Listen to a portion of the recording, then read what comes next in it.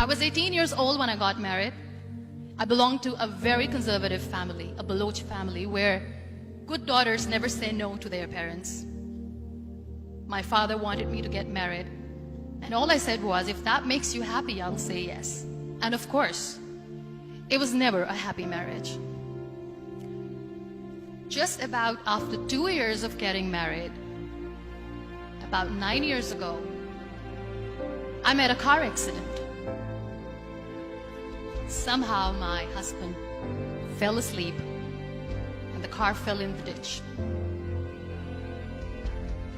He managed to jump out, saved himself. I'm happy for him. But I stayed inside the car and I sustained a lot of injuries. The list is a bit long. Don't get scared. I'm perfectly fine now. Radius ulna of my right arm were fractured. The wrist was fractured. Shoulder bone and collarbone were fractured.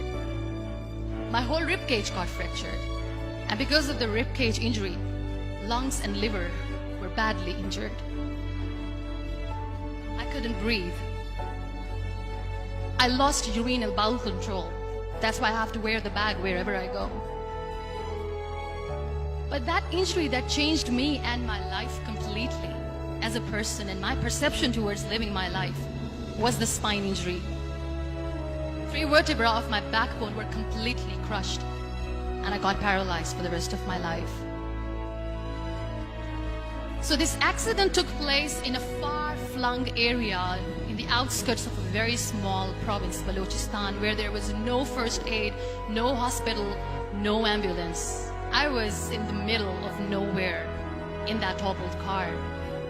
Many people came to rescue. They gave me CPR. They dragged me out of the car. And while they were dragging me out, I got the complete transection of my spinal cord. I finally ended up in a hospital where I stayed for 2.5 months. I underwent multiple surgeries. Doctors have put a lot of titanium in my arm. There's a lot of titanium at my back to fix my back.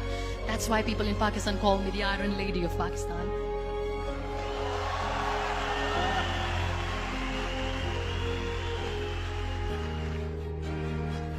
Those 2.5 months in the hospital were dreadful. I will not make up stories just to inspire you. I was at the verge of despair. One day, doctor came to me and he said, well, I heard that you wanted to be an artist, but you ended up being a housewife. I have a bad news for you. You won't be able to paint again because your wrist and your arm are so deformed, you won't be able to hold a pen again. And I stayed quiet. Next day, doctor came to me and said, your spine injury is so bad, you won't be able to walk again.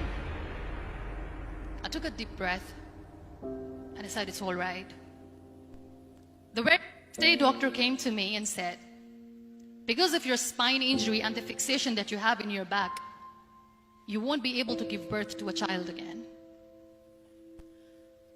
That day, I was devastated. I still remember, I asked my mother, why me? And that is where I started to question my existence. Why am I even alive? What's the point of living? I cannot walk, I cannot paint, fine, I cannot be a mother. And we have this thing in our heads, being women, that we are incomplete without having children. I am going to be an incomplete woman for the rest of my life. What's the point? So my mother said to me, this too shall pass. God has a greater plan for you. I don't know what it is, but He surely has.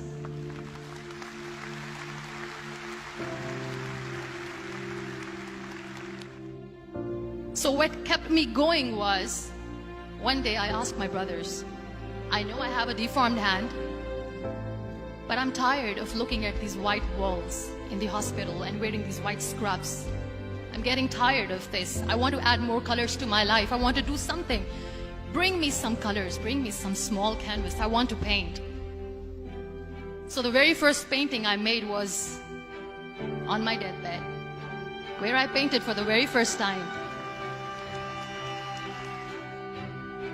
There were a lot of infections in my body, a lot of allergies. So doctors wanted me to lie down on the bed straight for not 6 months, for not 1 year, for 2 years. I was bedridden, confined in that one room, looking outside the window, listening to the birds chirping, and thinking maybe there will be a time when we'll be going out with the family and enjoying the nature. That was the time where I realized how lucky people are, but they don't realize. And you know how it all began? That day I decided that I'm going to fight my fears. We all have fears. Fear of unknown, fear of known, fear of losing people, fear of losing health, money. We want to excel in career, we want to become famous, we want to get money. We are scared all the time. So I wrote down one by one all those fears, and I decided that I'm going to overcome these fears one at a time. Do you know what was my biggest fear? Divorce. It didn't work. But the day I decided that this is nothing but my fear, I liberated myself by setting him free. And I made myself emotionally so strong that the day I got the news that he's getting married, I sent him a text that I'm so happy for you and I wish you all the best. And he knows that I pray for him today.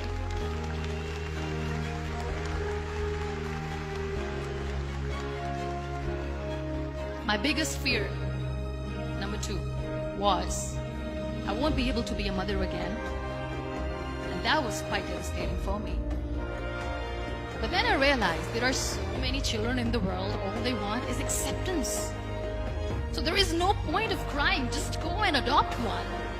And that's what I did.